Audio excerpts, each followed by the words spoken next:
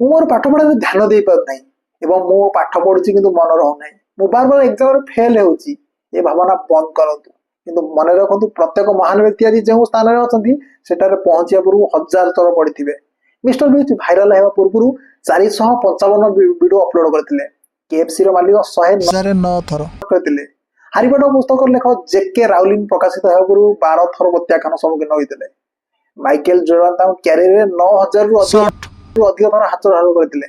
ତେଣୁ ଯଦି ଆପଣ ଭାବୁଛନ୍ତି ଯେ ଆପଣ ଏବେ ଯୋଉଟା ଭାବୁଛନ୍ତି ସେଇଟା କହିପାରିବେ ନାହିଁ, ତେବେ ଏଇ ଲୋକମାନଙ୍କୁ ମନେ ରଖନ୍ତୁ, କାରଣ ପ୍ରଥମ ଚେଷ୍ଟାରେ କେହି ସଫଳତା ପାଆନ୍ତି ନାହିଁ।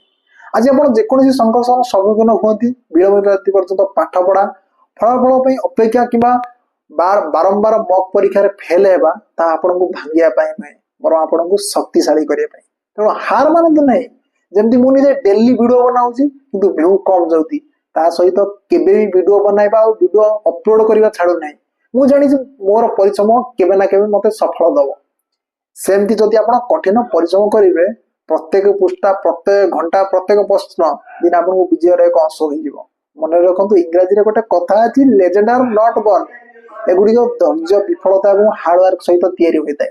ତେଣୁ ଉଠ, ହାର୍ଡୱାର୍କ କର ଏବଂ ନିଜକୁ ଏପରି ବ୍ୟକ୍ତି ଭାବରେ ବଦଳାଇ ଦିଅ, ଦୁନିଆ କହିବ ବା ଏ ଜଣେ ପ୍ରକୃତ ଚାମ୍ପିୟନ।